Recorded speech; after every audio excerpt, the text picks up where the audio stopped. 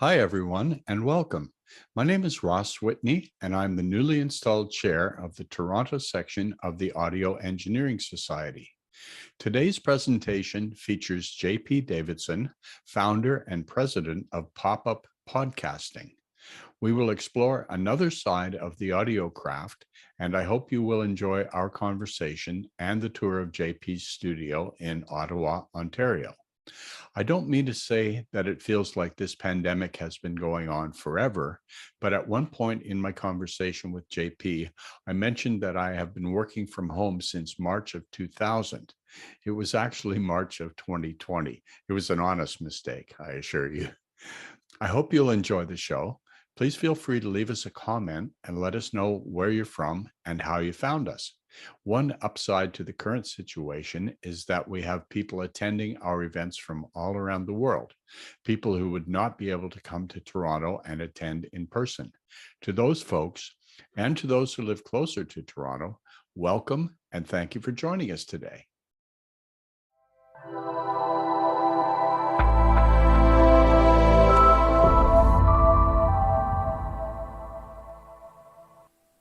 Okay, so here's a quick tour of our studio at Pop-Up Podcasting. We're just located in a regular office building here on the 5th floor.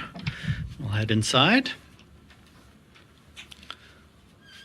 First thing you see when you come in is a lot of our clients' podcast artwork up on the walls. Need to get that updated a little bit. We've got quite a few shows we've worked on. They're not all currently active. And then we've got our main control room here is the first thing you hit when you come in. We're dealing with quite a small space here. So part of the challenge is that we have clients coming straight in through the control room here. So give you a quick tour of that in a second, but just to get you situated, this is an extra table that we use for kind of a news desk kind of look in the studio. It's one of two possible options we have. Currently, we're sitting at 3 possible guests in the studio. So we have our first chair there, with 1 mic, and then back over this way we have 2 more mics and chairs for the guests. Just because of COVID restrictions, we've kept it down. We were at 2 total with social distancing in between. Now we're up to 3. We'll add another chair eventually to get to 4. We were at 4 before the pandemic. You can see we've got cameras around the studio. We've got one that's on a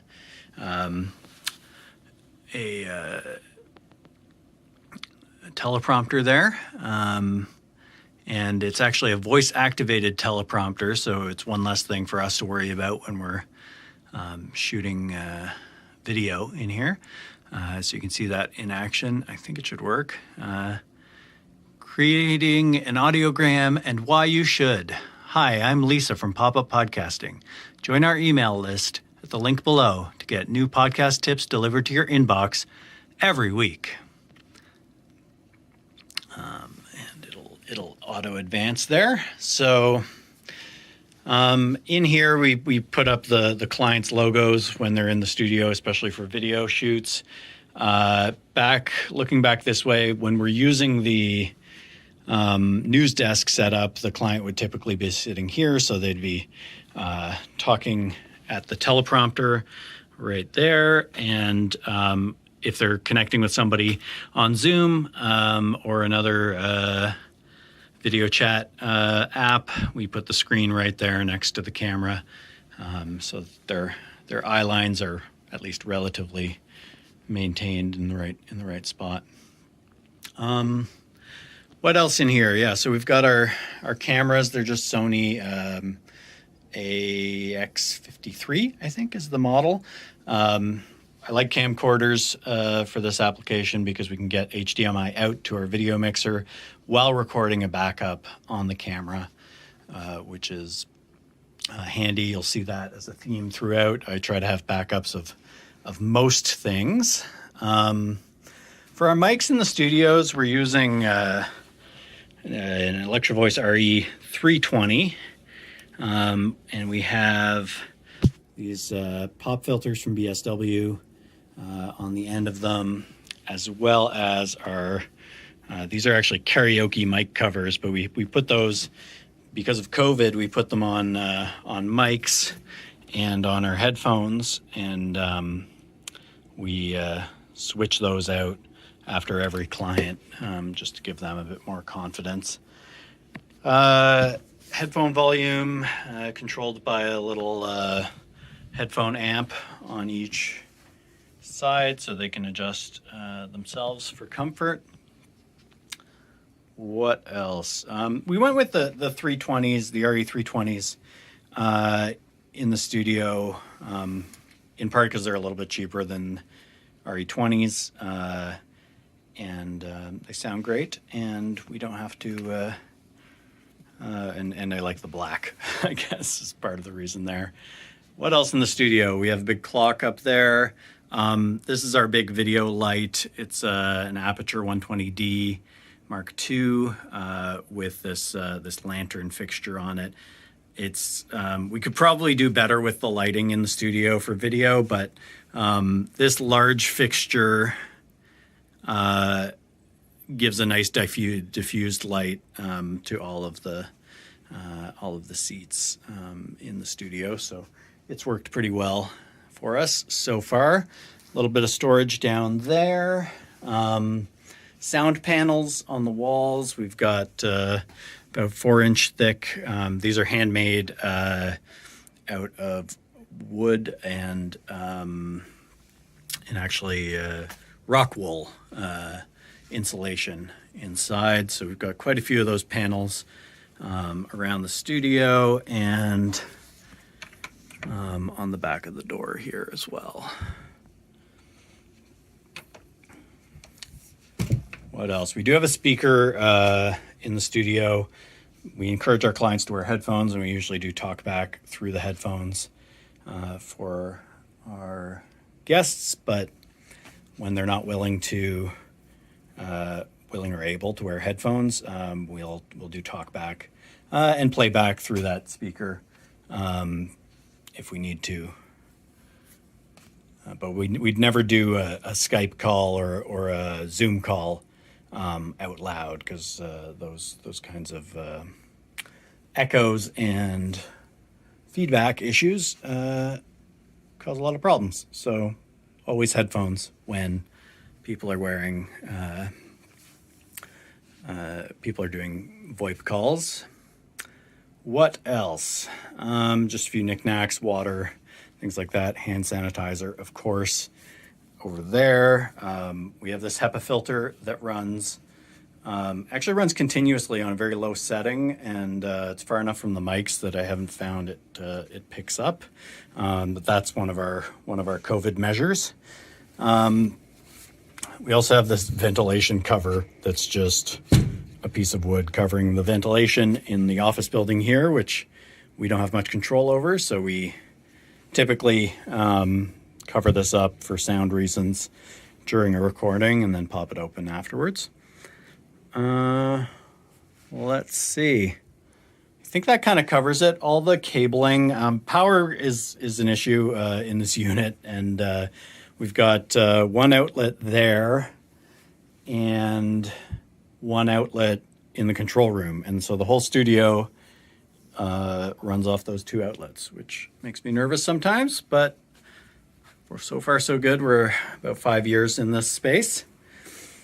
I'll show you what this looks like set up in a minute, but we wheel that in there, and then we have another look for clients. More and more clients are coming in a solo host doing a video call for their recording. So that's the setup we typically use for that.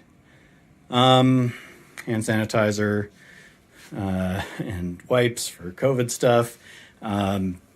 This is our do not disturb sign that we put out when we're recording.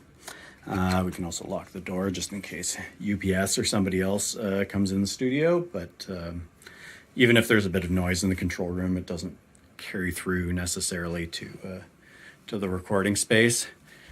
So quick tour in here. We've got our fun on-air light that's mostly just a prop.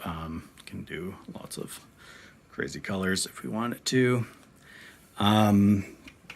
The heart of the studio is our Allen and Heath SQ5 mixer here. We were using an Allen and Heath Q-Pack, which is actually an iPad controlled digital mixer that lived down here, but recently for some technical reasons that we were having issues, we switched over to the SQ5 here, and been very happy with it.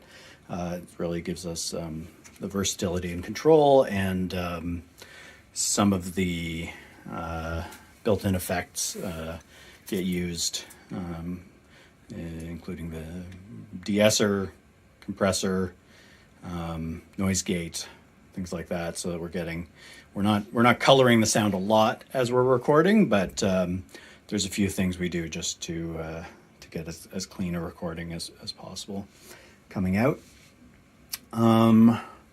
Got 3 other producers that work with me here, so we take turns in the studio and do most of our editing from home.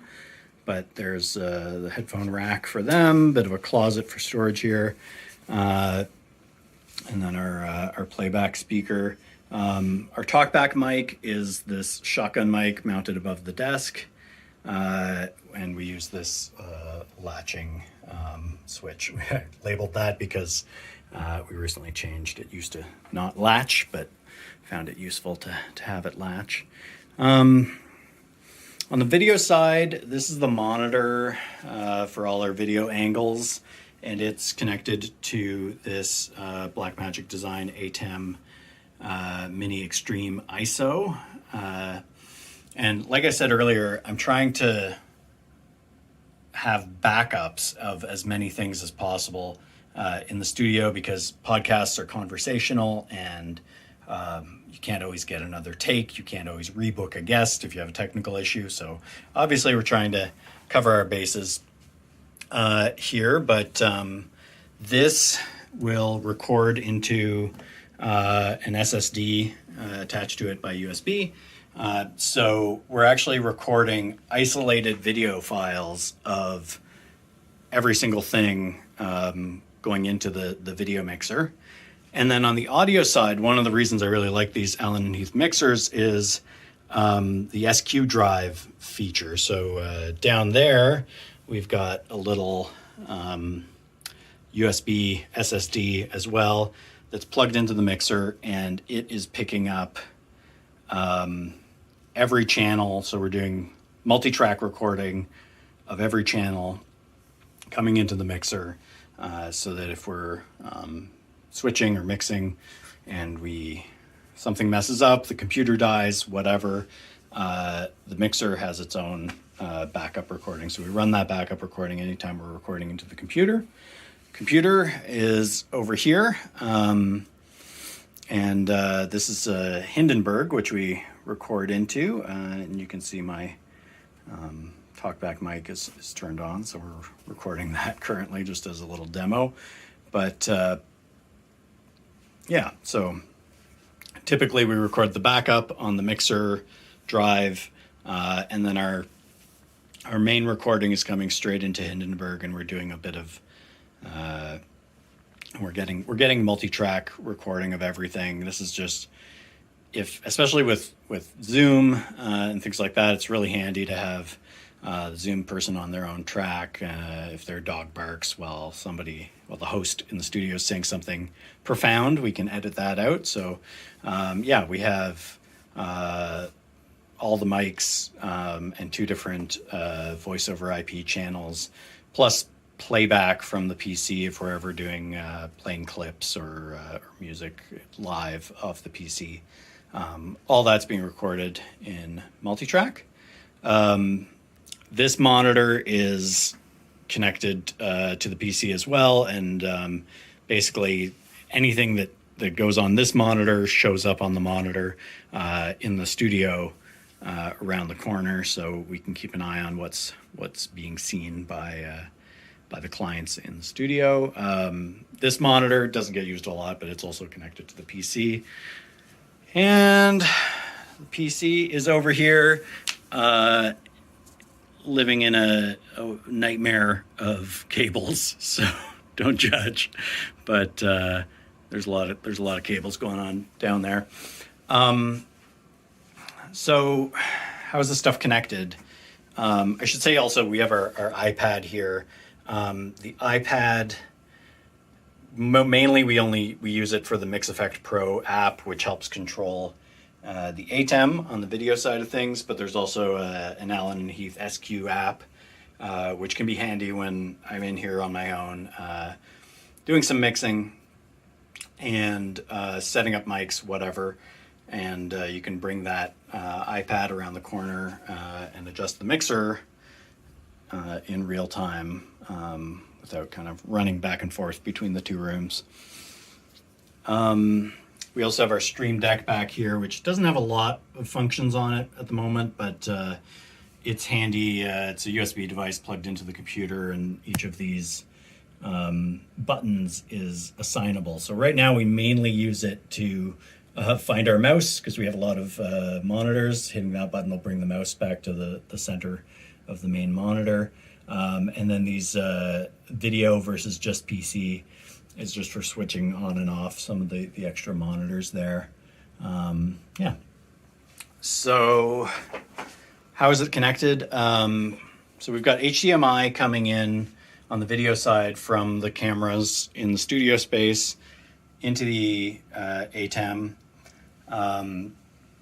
So that's the video side. This goes into the computer via USB as well. So that's how we're picking it up as a webcam if we want to send return video feeds back to our guests, back to our remote guests. So that's what we're using that for.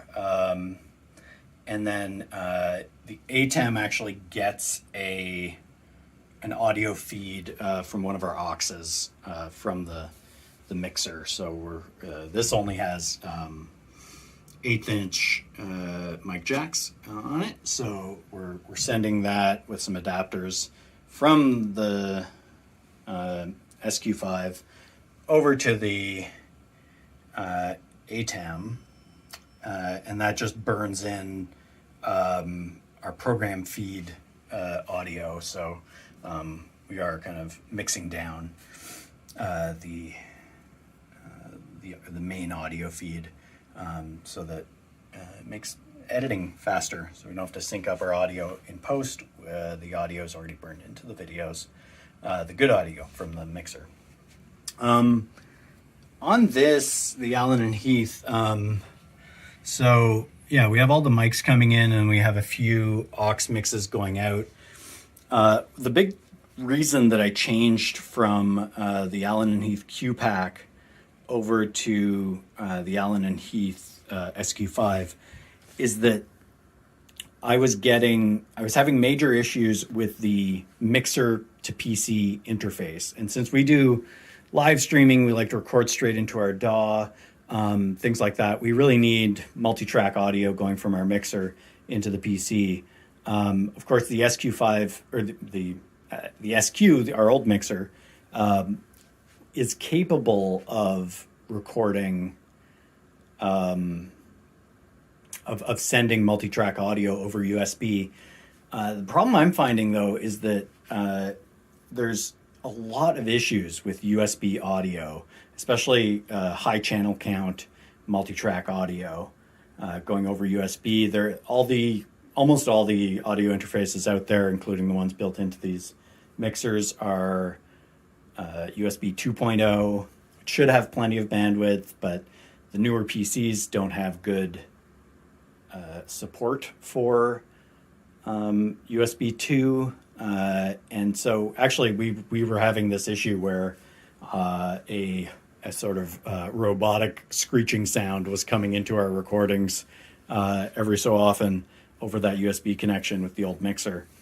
and obviously unacceptable when we're recording or doing live production. So after honestly a couple of years of troubleshooting, because it was this intermittent issue that was not always there and not always apparent.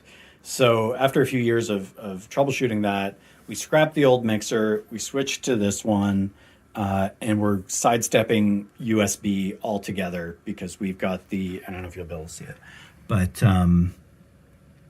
we have our, we went Dante, and it's actually down there at the bottom. You can see that flashing light. That's our Dante option card in the mixer.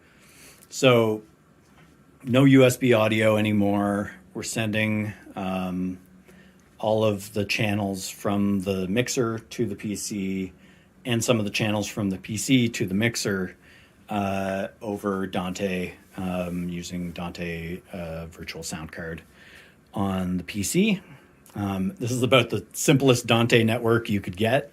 But it also gives us a lot of room for expansion, and with some special events, even we've done virtual conference type events where we need multiple Zoom PCs to be receiving the audio or sending audio back. So this is going to cover us for a long time, where maybe we want a couple of laptops to be receiving the interpreted audio from Zoom or something else, and we can do that now really easily with the little Dante network that we have going here, and the reliability has been phenomenal since we switched over to Dante. No more of those intermittent issues at all. So that's been great. I think that covers it. I know it's been a long video already. One of the last things I'll mention is we have some power distribution here, as well as our UPS. So you can see with everything plugged in here, I've got 29 to 30 minutes of runtime. Power goes out, we've got that covered on the PC front as well. And like I mentioned, not a lot of outlets. There's no outlet on this wall at all. So all of our power is coming through this power strip. There's an outlet behind that cabinet, across and in. Yeah, I think that sort of covers it. I'll just give you the overview again. A bit of our tangle of wires behind the control room there. Some of our clients up on the walls here, and then back in the studio space, we've got our main recording setup, and that is where our news desk setup will go. So I'll show you that in a second. Yeah.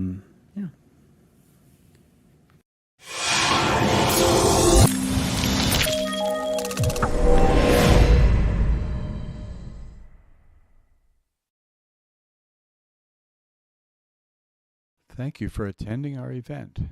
The Toronto section of the AES unites audio engineers socially.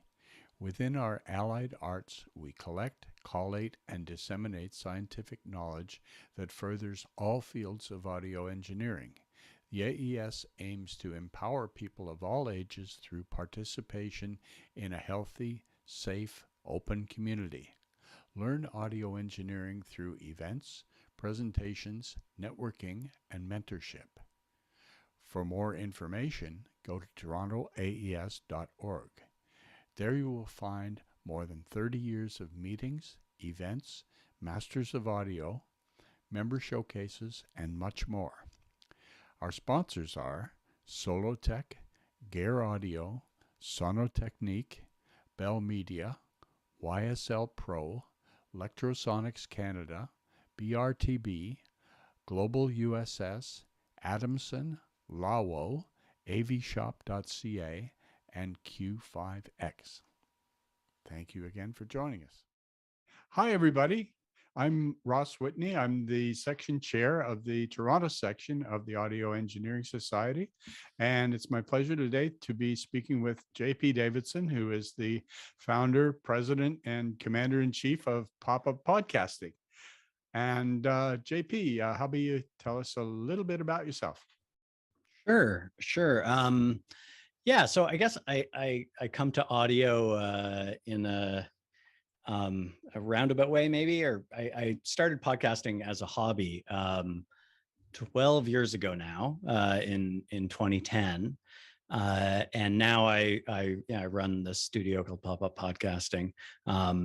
But back in the day, I was working communications job at the University of Toronto, and my friend and I really enjoyed listening to narrative style podcasts, especially This American Life. So it would come out on Sunday, and on Monday we'd have lunch together and we'd talk about This American Life. So from there, we decided to start our own podcast. We were both single at the time. We decided dating and relationships and online dating would be an interesting topic to cover. So we started this podcast called I Like You, which fortunately will never see the light of day again, because like any first-time creative endeavor is not my proudest work. But yeah, kind of got going from there, and then ended up studying radio documentary at this place called Transom, the Transom Story Workshop in the US, freelancing for CBC Radio. And then this podcasting thing was always in the background and started growing, started taking on some freelance clients.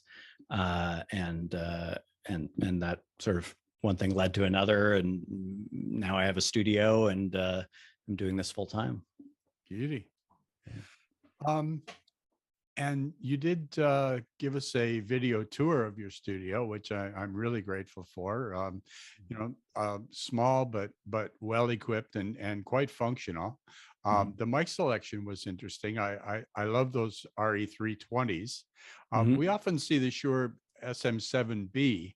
I guess for that matter, the RE20 is a pretty standard piece in the studio as well. What was it that brought you to the 320?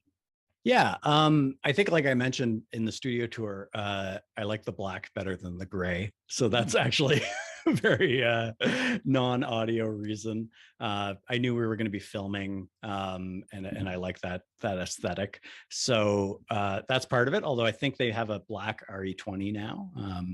And honestly, with the SM7B, I have an SM7B that I've brought out for different things here and there, but I think it was a cost thing at the time, just looking at buying four of these things. Starting out, the 320 came in a little bit more cost effective. So, and I didn't see a super strong reason to go one way or the other. The only thing is the 7B now has the cachet of being the big podcaster's mic. So when people see it, they kind of feel like they're going to be the next Joe Rogan or whatever. So on the studio tour, I saw a shotgun mic too, and I didn't catch what model that was. Yeah, so that's an Audio-Technica AT8035, which is overkill, big time overkill for a talkback mic. And honestly, we brought that in. I think I had a 58 or something as our talkback mic, but we brought that in because of COVID, because we have multiple producers cycling through the studio, and I thought an up close mic that people are constantly spitting on might not be the best move. So we moved to the overhead mic, and I happened to have this when I was doing more documentary style work. That was sort of like hand holding that with a pistol grip, and doing field work. It gives you a really nice focused pickup pattern. If you're on a busy street corner, or anywhere else with a lot of ambient noise, you can kind of aim it away from those things, and also if you're trying to pick up really precise natural sounds that you want to include in your documentary audio, great for focusing in on footsteps and stuff like that. So yeah, no overkill for the talkback mic, but a great mic too. And I love that it has you can put a AA battery in it if your recorder doesn't provide phantom power, or you can power it from from your mixer, from your recorder if it can do phantom power. So pretty versatile mic. It's a lot of uses, good in field recording as well. That's cool. So, do you have any labs in your mic cabinet, or any wireless mics? Do you ever have call for that kind of equipment? Not a lot. I mean, it's something that I've kind of had on the back of my mind to add to the kit, because we do, as you saw, we do video work, but being styled as a podcast studio, often people want that podcast look of, they're wearing headphones, they've got the nice big mic in front of them, even on camera. So it comes up every so often, and I do have a Sennheiser G4, just with the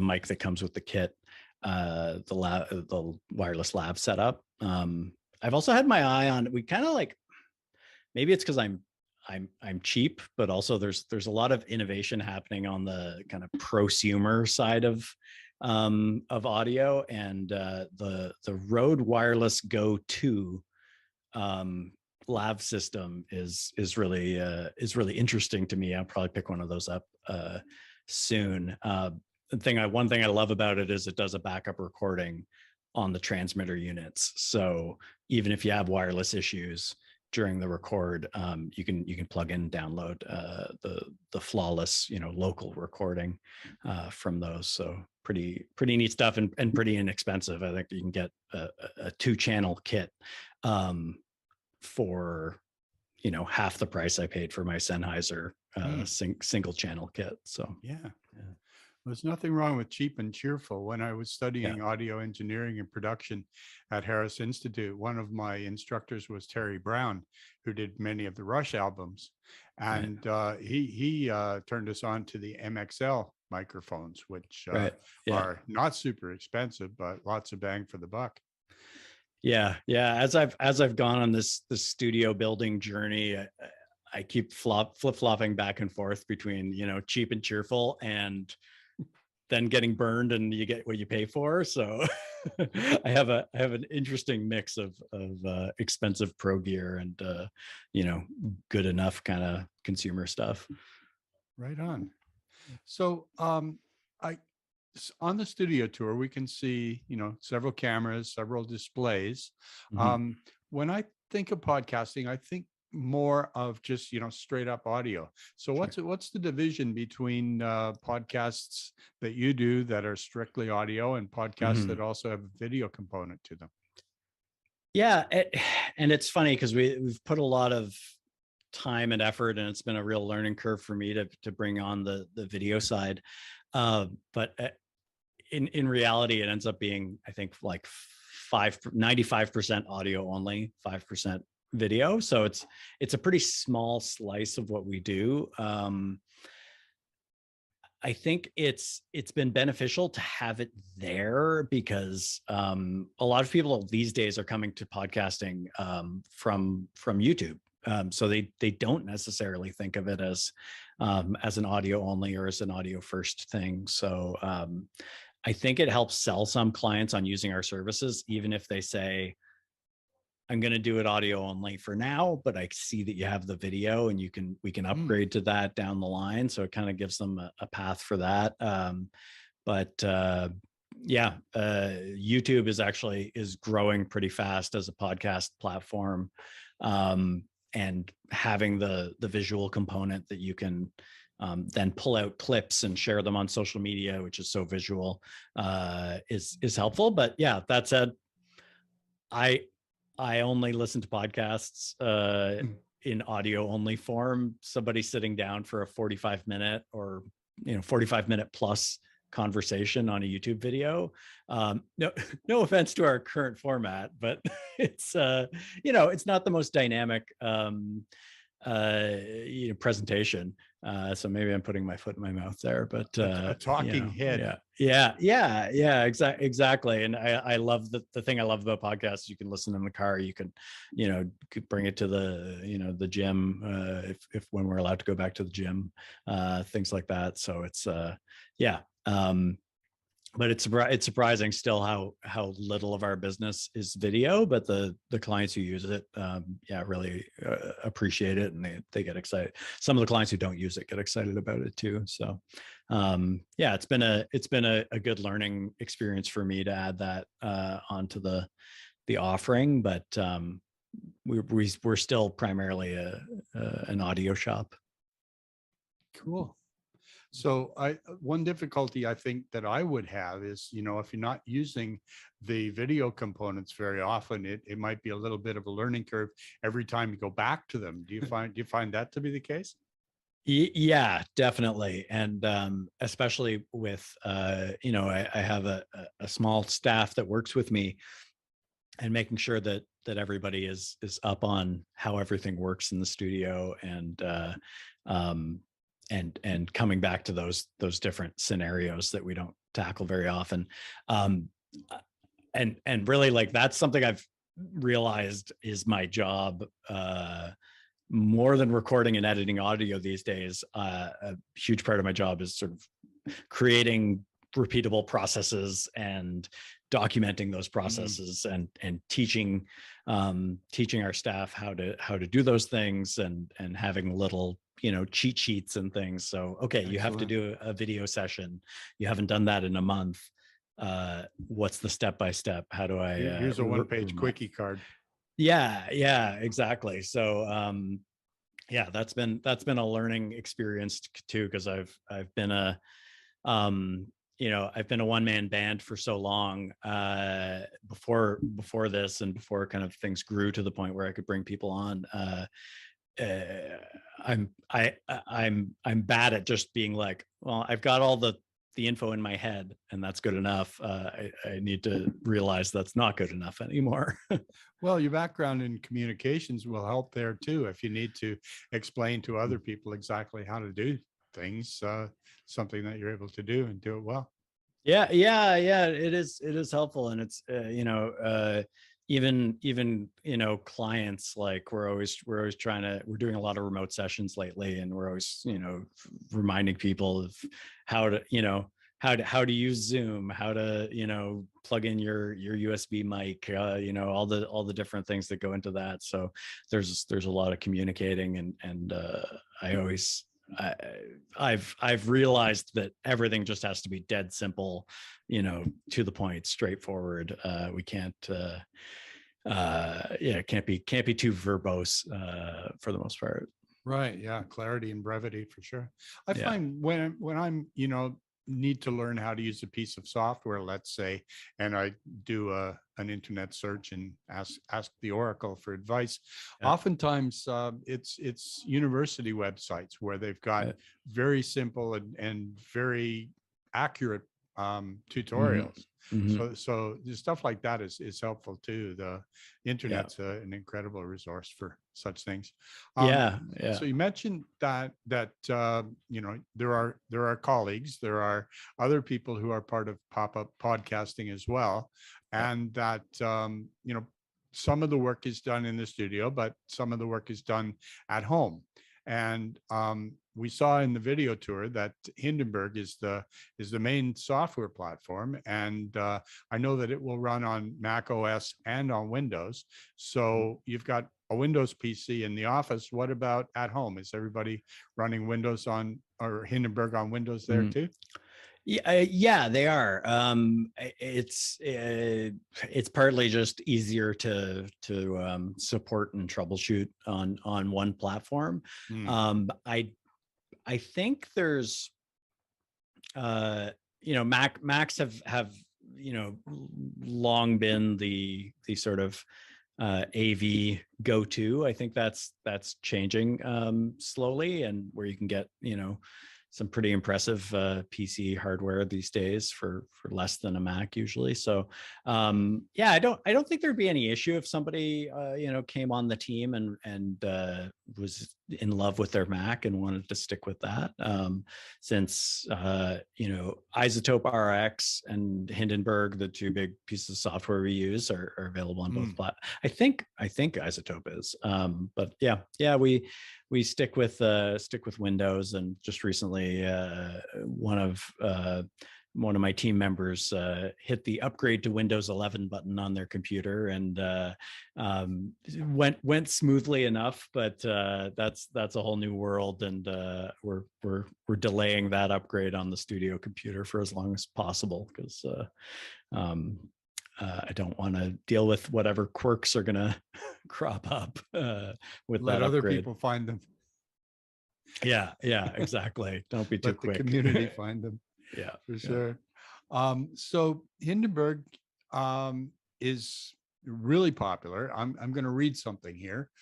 They describe their software as simple, intuitive, reliable, affordable audio editing software designed to meet the unique needs of audio storytellers. Now, is that your experience?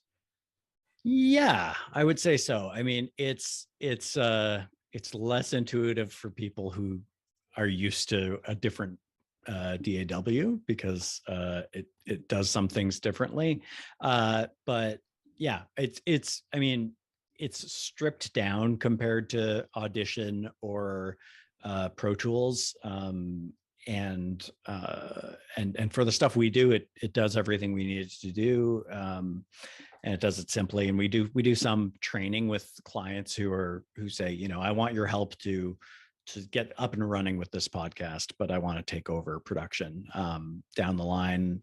And so when we're training people, we recommend Hindenburg, and then we can kind of go forward with kind of an easier platform. And I used to teach podcasting workshops, and we'd always get people going on Hindenburg. So I think it's relatively easy for people to pick up. The affordability is big. I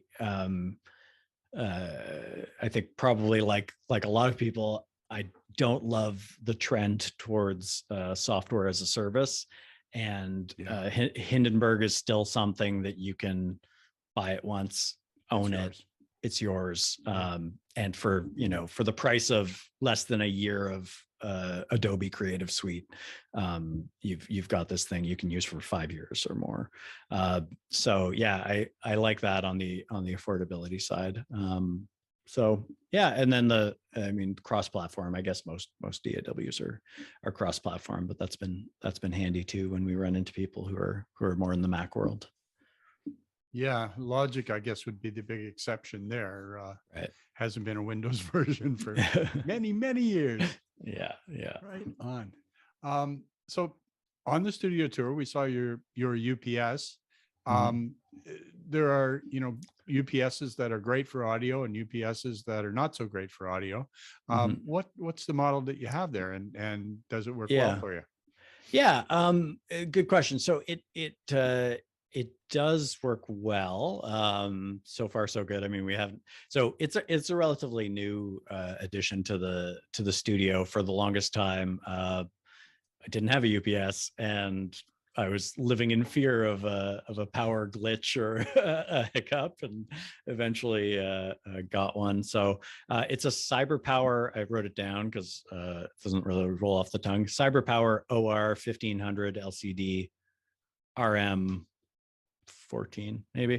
I can't even read my own handwriting there, but it does a simulated sine wave, so it's not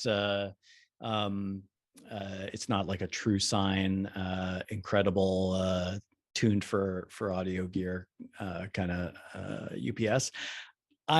My impression is that maybe that simulated sine wave stuff has gotten better over time, and like digital mixers are less susceptible to it than analog ones. So it's yeah, I don't claim to be an expert on this stuff. I was just like, I kind of need something for backup. I did a little bit of research and bought something off Amazon. So don't necessarily do as I do, but it hasn't changed the quality of sound or introduced any funny buzzing or anything like that since we installed it. So knock on wood, that continues. Yeah. I did Absolutely. notice it has, when you asked me about it, I quickly looked it up. I noticed it has this switching circuitry where it goes off the battery power to preserve the battery life. And maybe that's something that that's helpful, where it's not, maybe it's running more of a pass through and it's not, I don't know. Anyway, I don't know what I'm talking about. I'll stop there. Yeah, I think, well, Yeah. the two main types are line interactive and double conversion. Mhm. And yeah, anyway, interested in that. Yeah. Yeah. Um, Music is often an important part. Do you ever find yourself dealing with rights holders, or are you Mhm. using, public domain or Creative Commons kind of material? Yeah, we don't deal with rights holders very often, and when it comes up, anyone who's looked at this stuff knows it's a complicated legal mess, in my humble opinion. I had a client once who said, we really want to use uh, this piece of music, a French piece of music from the 60s or 70s, not a big, not a big hit, not a big name. But I really want to use this for my podcast theme music. So I went down the rabbit hole of looking into that and managed to track down uh, one of the rights holders. There were two that owned 50% each, and the only one that would get back to me told me it would be many thousands of dollars. Oh my. They wouldn't even give me a direct price. I think they just told me many thousands to get me off their back, because that was definitely outside of my client's budget.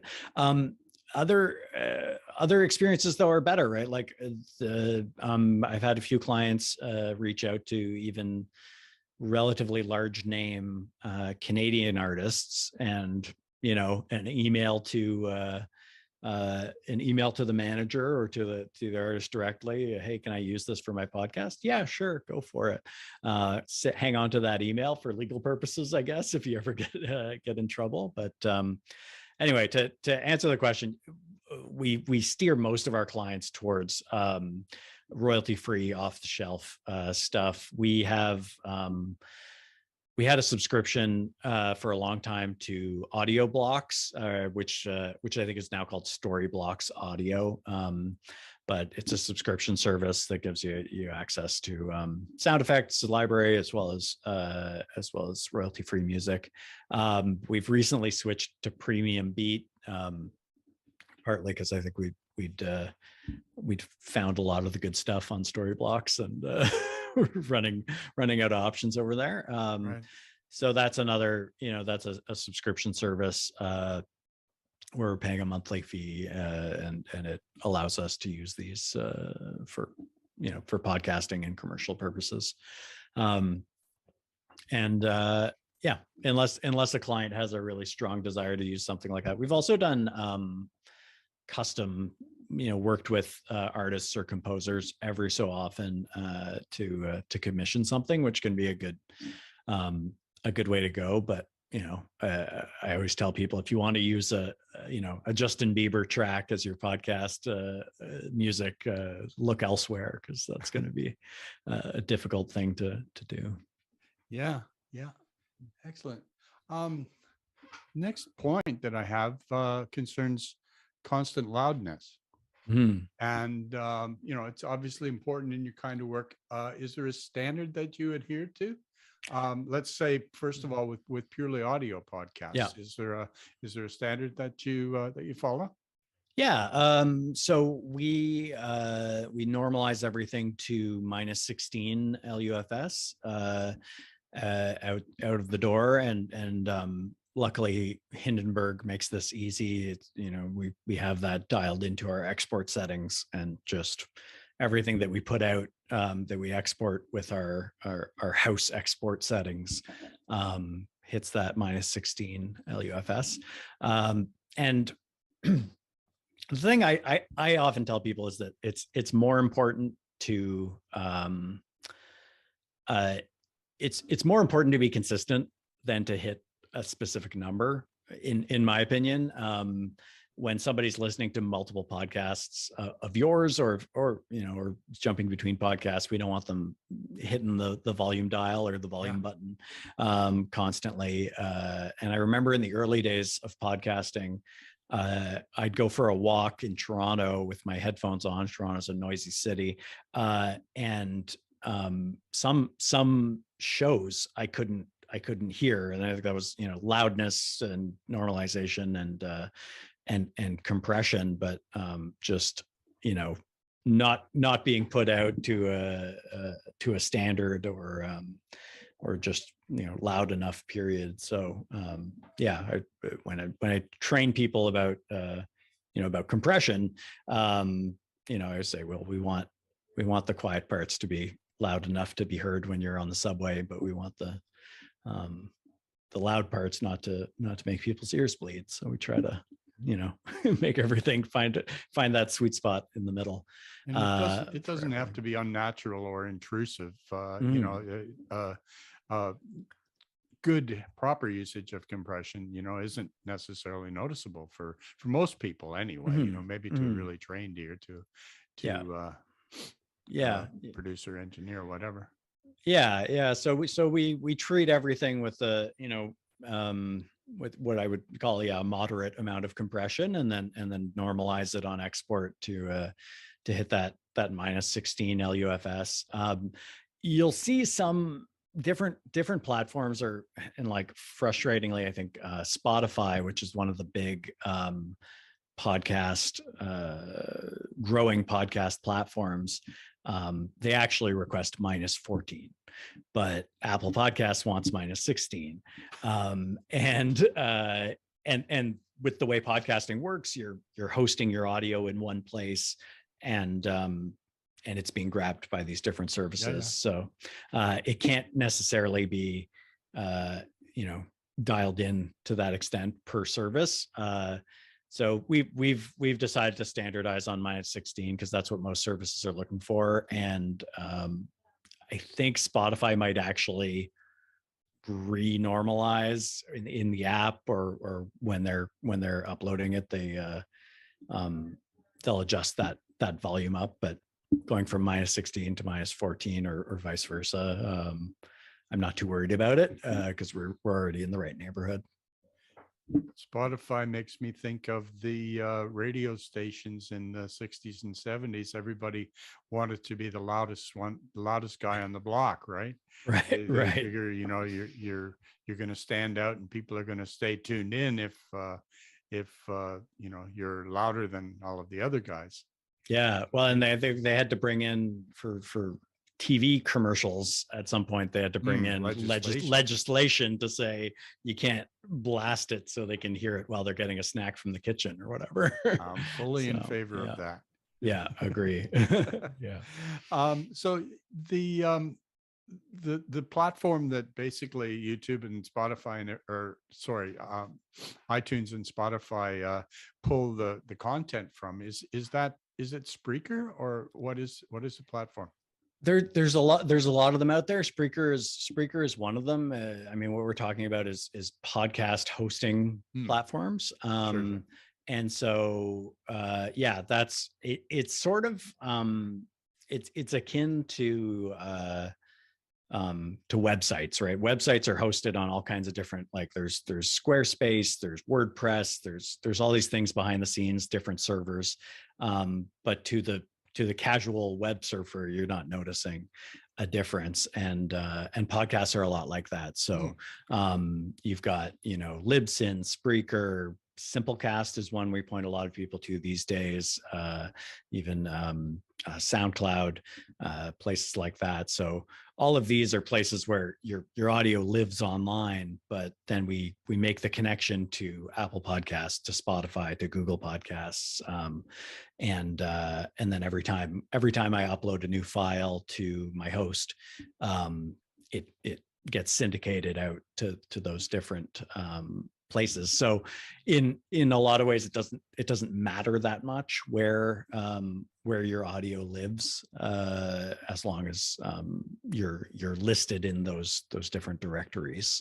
So when you don't really upload audio to Apple, when you have a podcast on Apple, you're uploading it to your hosting provider, and then it's getting sucked over to Apple automatically, because you've told them to look out for new episodes in this particular spot. Do you find that you have to keep your finger on the pulse and stay aware when a new content provider comes out? I do. Yeah. I mean, there's different email newsletters and things like that to do that. And one very good one, if anybody wants to get a feel for the podcast industry, is it's called Pod News. It's a daily email, so it's a bit like drinking from a fire hose, because there's a lot of action in the podcast world right now. But yeah, I don't do as good a job. I think before we started recording, I was telling you I have 2 young kids at home, so I don't have it in me to stay as on top of the industry as maybe I used to. But the fundamentals don't change that quickly. There's new players coming and going and all this, but we my focus is making things sound good, putting out a solid product for our clients, and making sure it can be found and heard all over the internet. So yeah, that stuff doesn't change that quickly. But something that's changed in the last couple of years is Spotify is really joining the fray in a major way, as far as they've been buying up podcast services and production companies and stuff like that, and really trying to stake out their territory in podcasting. So that's been an interesting one to watch, I guess. What's your sense of future trends and where the field of podcasting is heading? Good question. I think it continues to surprise me how much podcasting is growing. As somebody who 10 years ago decided to try to make a living at podcasting, I'm kind of still surprised that I can, but it surprises me a bit less every year, I guess. I think this is becoming the new it's the Netflixification of talk radio and other kinds of radio too. So I think that trend is going to continue, and it's going to continue to be more more professionalized. As much as I love the fact that podcasting is sort of by nature a bit more raw and unpolished compared to broadcast, and it's a bit more more accessible, where anyone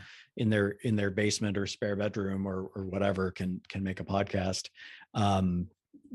There's more money, more big players coming into the space, but I think that'll it's gonna follow a similar trajectory to stuff we see on YouTube, right? There are very professional YouTube shows that are put out on a regular schedule and have big name sponsors and all this, but we're making YouTube right now, and anyone can do it in their spare bedroom, as I am right now. So it's I think we'll see it get bigger and continue to grow, but hopefully there'll always be room for the little guys to get in as well.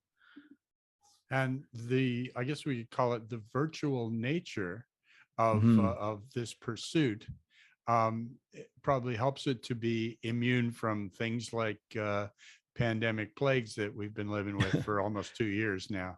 Yeah, I feel extremely lucky to be a small business owner that whose business has grown over the last 2 years. That's pretty rare these days. And I Wonderful. have friends in the restaurant business where it's been, it's a very different scene, and I know people in the in the gym business and things like that. So yeah, I feel lucky that that's happened.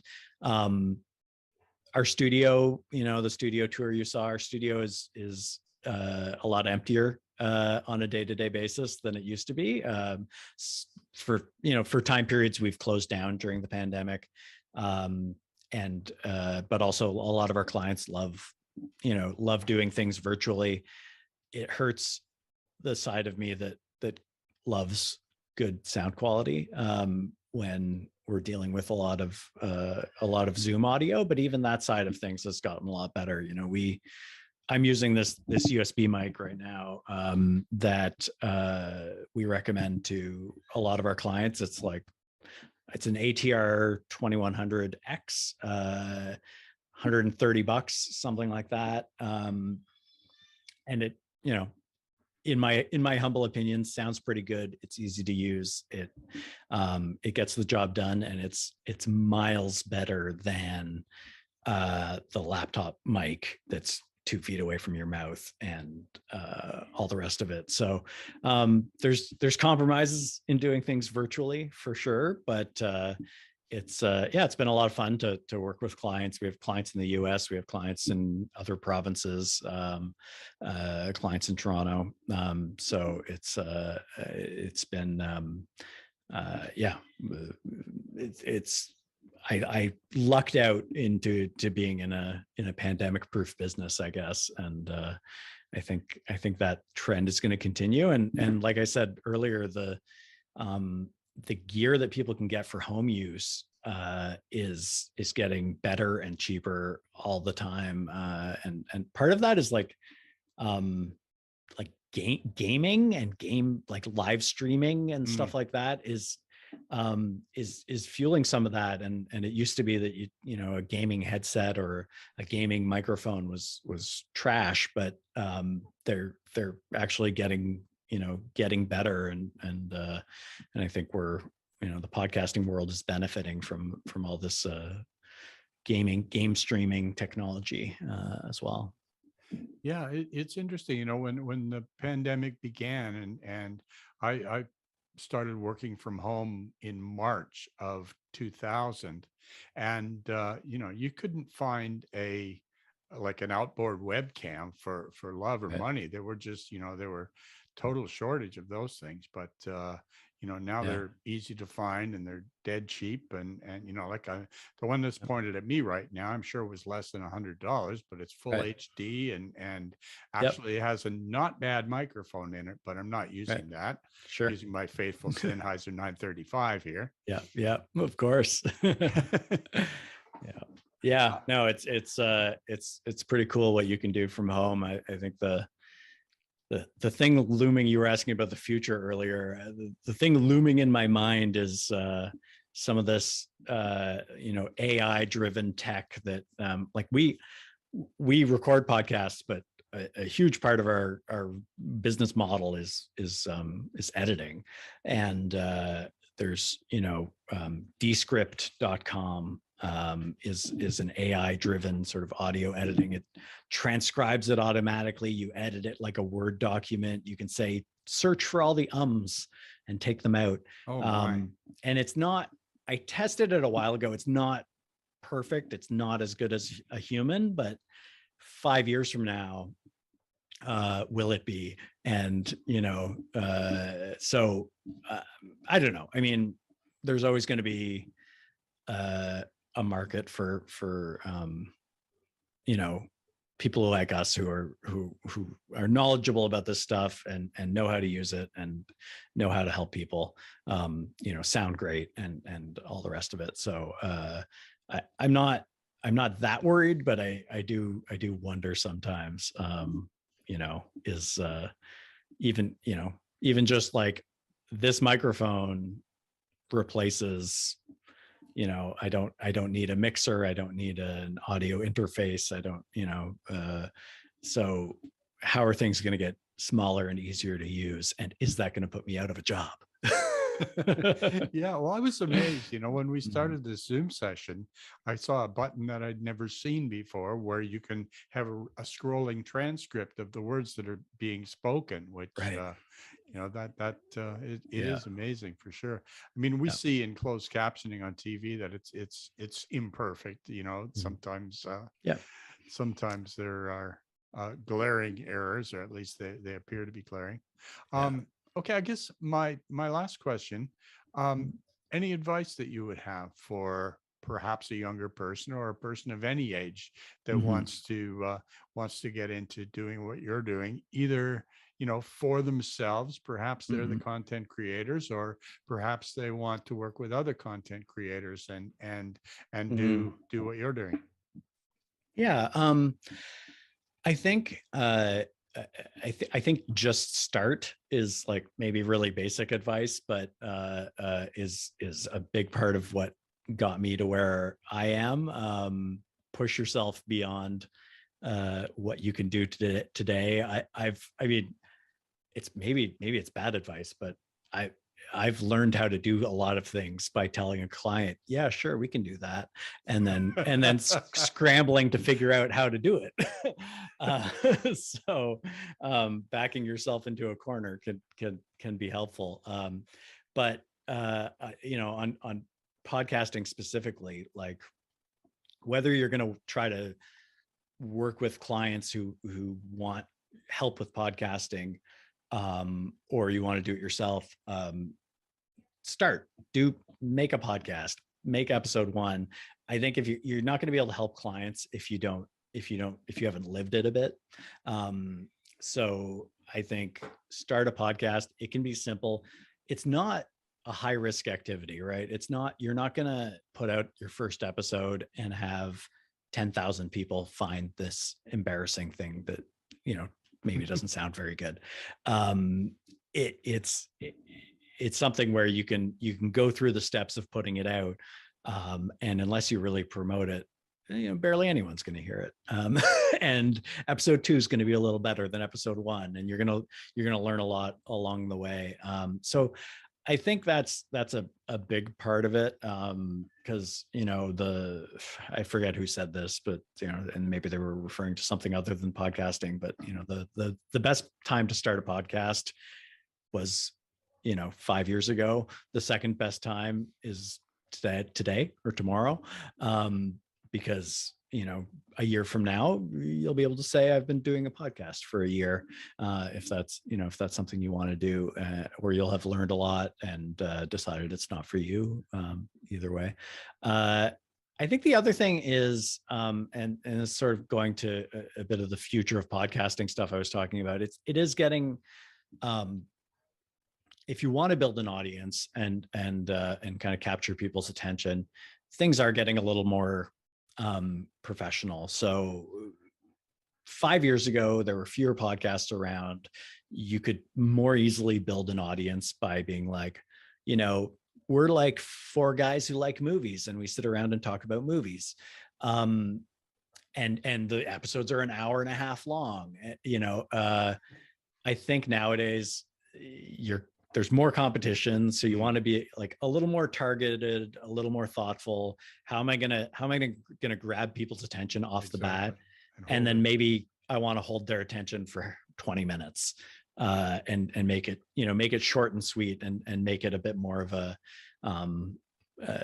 gem, and than an unpolished rock.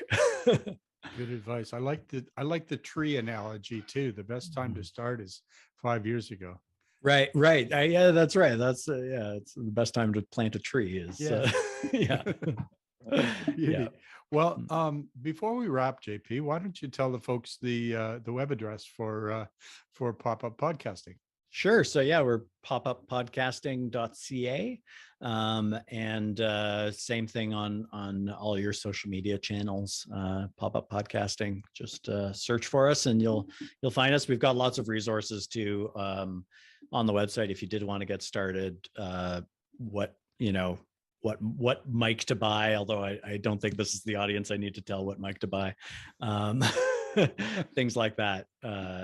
We have resources. So yeah, check it out. Thank you for attending our event. The Toronto section of the AES unites audio engineers socially. Within our allied arts, we collect, collate, and disseminate scientific knowledge that furthers all fields of audio engineering. The AES aims to empower people of all ages through participation in a healthy, safe, open community. Learn audio engineering through events, presentations, networking, and mentorship. For more information, go to torontoaes.org. There you will find more than 30 years of meetings, events, Masters of Audio, member showcases, and much more. Our sponsors are Solotech, Gear Audio, Sonotechnique, Bell Media, YSL Pro, Electrosonics Canada, BRTB, Global USS, Adamson, Lawo, avshop.ca, and Q5X. Thank you again for joining us.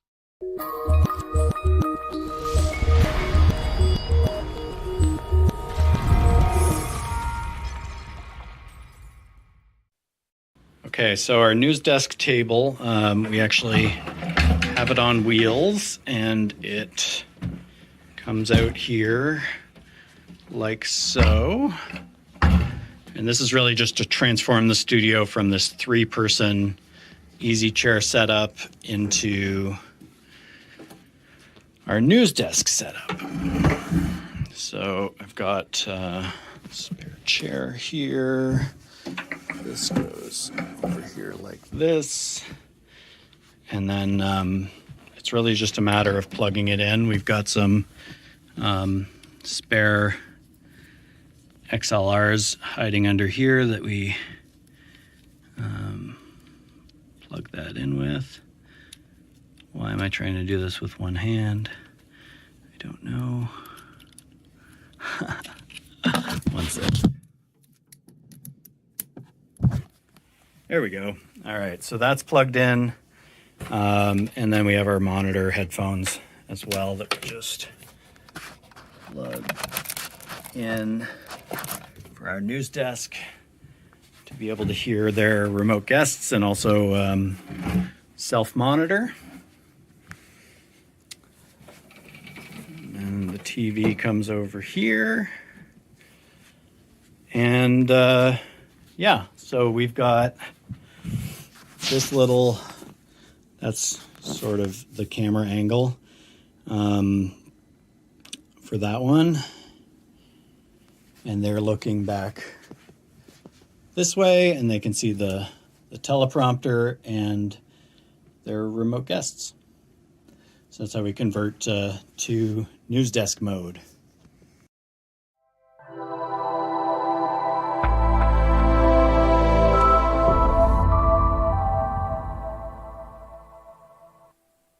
Quick tour of what we've got going on our mixer here as well.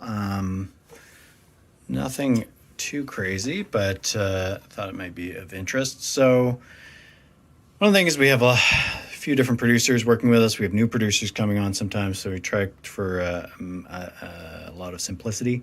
One thing that helps with that is having a default scene that we always reset to, so you can change a lot of different things. And then we have our reset to default button up here, which gets everything back in line. A couple of mute buttons here for, these are soft buttons, so these are assignable. But muting the studio speakers, muting the control room speakers, muting the studio headphones in case we're doing something that we don't want the clients to hear. And then our channel strip here, mic 1, 2, 3, 4, 5, 6, VoIP 1 and 2, those are our channels we use for Skype and Zoom and things like that come in from the PC. vMix is a piece of software for video that we use for live streaming sometimes. And then our PC playback, which is any of the audio coming out of the PC if we're playing clips or things like that.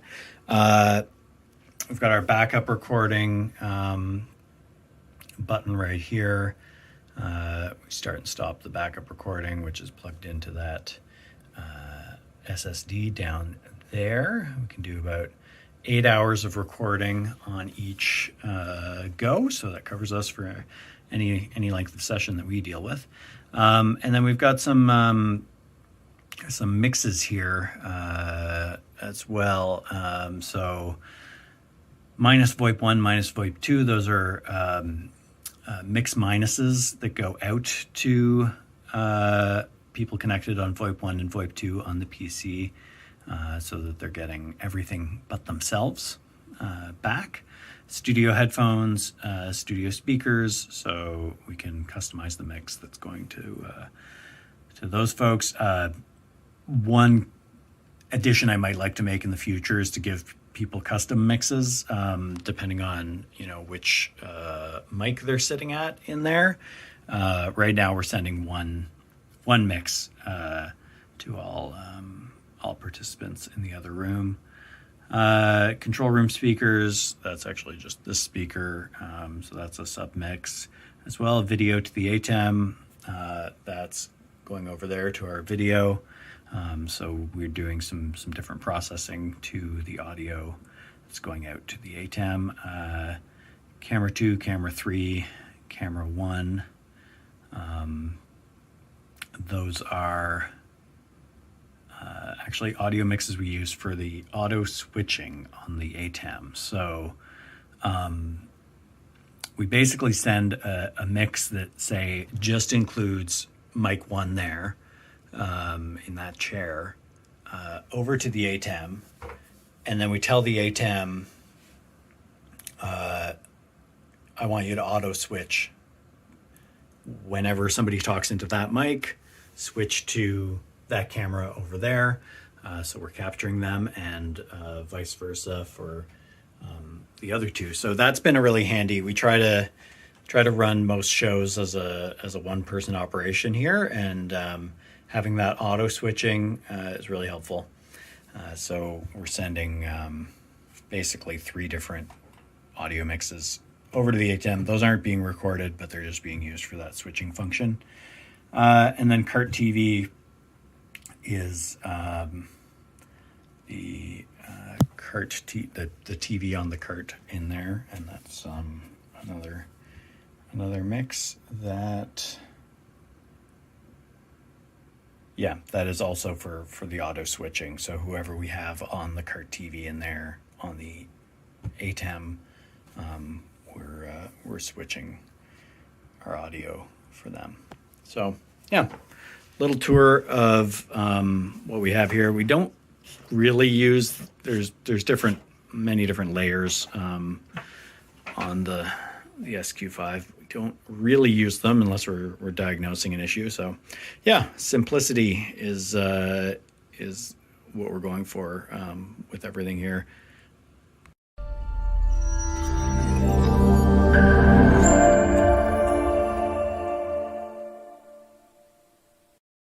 Well, that's it for this episode. Thank you for watching, and our special thanks to JP Davidson, to our sponsors, and to our Toronto AES Executive Committee members for all of the hard work they do behind the scenes.